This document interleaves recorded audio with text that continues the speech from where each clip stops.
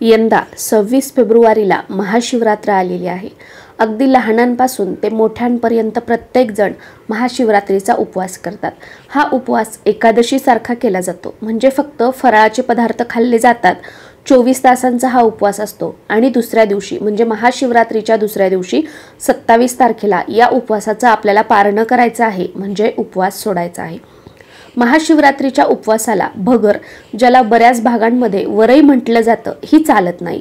चुकून जरी आपण या उपवासाला वरई खाल्ली, भगर खाल्ली तर हा उपवास मोडतो असं म्हटलं जातं। त्याच्यामुळे ही एक गोष्ट लक्षात ठेवा।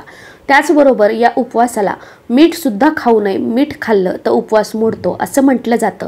त्यामुळे जर तुम्हाला शक्य असेल तर साबुदाणा वगैरे बनवण्यासाठी सेंदव मिठाचा वापर करा, ज्याला उपवासाचं मीठ म्हटलं जातं, किंवा आपल्या साध्या गावरान भाषेमध्ये शेंदी मीठ म्हटलं जातं, तर त्याचा वापर तुम्हाला करायचा आहे।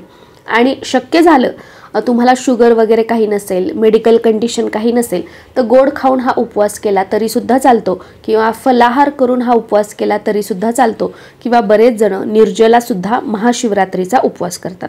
दुसऱ्या दिवशी उपवास सोडताना काहीतरी गोडाचा पदार्थ बनवायचा आहे।